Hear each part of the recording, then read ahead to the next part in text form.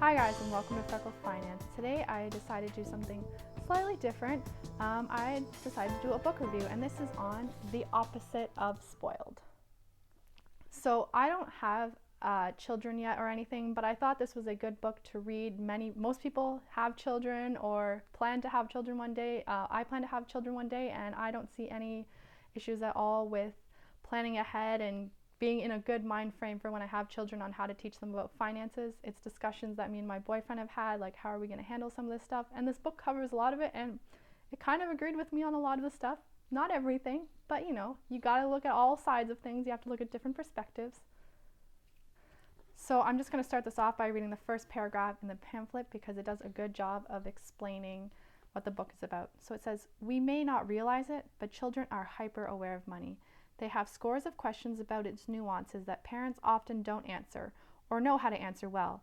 But for Ron Lieber, a personal finance columnist and father, good parenting means talking about money with our kids much more often.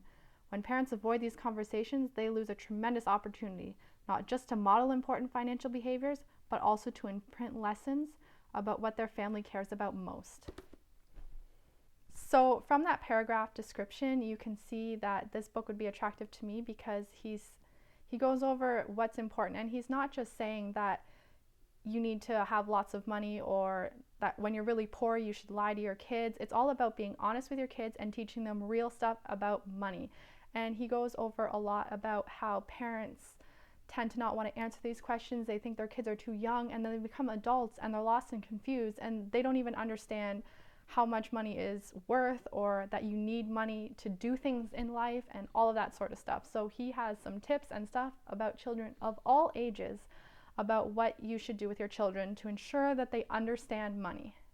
So it covers many topics such as how to handle allowances, and he has a bit of a different view. I don't want to ruin it too much, but he doesn't think that allowances should be geared towards doing chores, that chores is a mandatory thing that everyone in the family has to contribute, and you should just be giving enough allowance just so that your kids understand about money.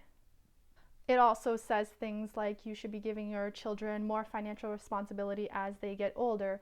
Maybe your 12-year-old is very mature and you want to give them all the money that you would normally spend on clothes. Now, don't give them extra money or anything like that, but take the money that they have that you would be spending on clothes and give it to them. If they don't spend it on clothes, they don't get clothes. They will learn quite quickly that you need to budget for things, and that it's very important that if you allot something for that money and that's how much it's going to cost, that they have to put it towards that. They're going to learn because they're not going to have all the clothes that they want because they went and bought something else instead.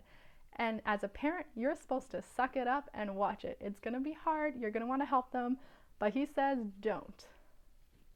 So a good thing about this book, and it was a little unexpected for me, is that it talks extensively about giving and that you need to teach your children to give no matter what kind of money you have.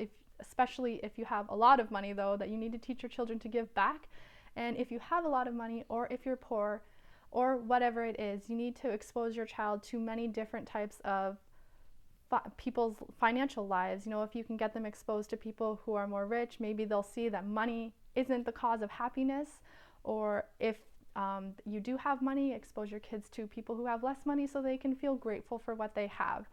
It doesn't say that you should concretely teach your child about the financial situation you are in, because it's not even guaranteed that your child will have the same financial situation as you when they get older. So my favorite part of the book, and possibly it was my favorite because I don't have children and I haven't really experienced any of this, is that it covers how to handle when children ask questions that you're not comfortable with answering, such as, are we rich? Are we poor? Parents, either way, generally don't like answering. They don't want to let their kids know that they have money, and they don't want to let their kids know that they don't have money. Why don't we have a bigger house like my friend does? Why do you work when my friend's mom stays at home? Etc. All those kinds of questions. And basically, they say that the kid may not necessarily actually want to be having that specific question answered, and you need to find out what is the root of it all. Are they worried that you might be poor? And if so, if you're not, let them know, or just be honest with them, but find out what they really want answered, and don't just be answering questions kind of out of their age range. They may be asking a question like they're a 14-year-old when they're 5, but they're probably not actually meaning that. They just don't have better words for it. So I recommend this book to anyone who is planning on having kids or already has kids. It covers, like I said, a lot of topics. Some of it I didn't even expect to be in there, which is great. But I'm not saying this should be the only book you should read. You should definitely see tons of different perspectives on how to handle finances. This guy by no means is some finance genius who knows everything, because nobody is. And you should definitely be reading different books and different opinions and judge for yourself.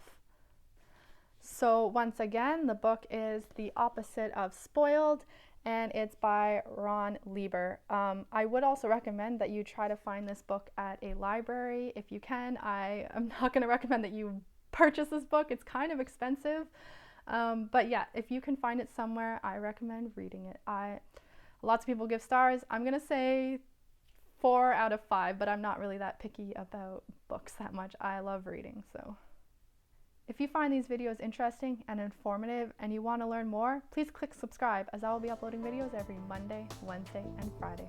Have a good day. Bye.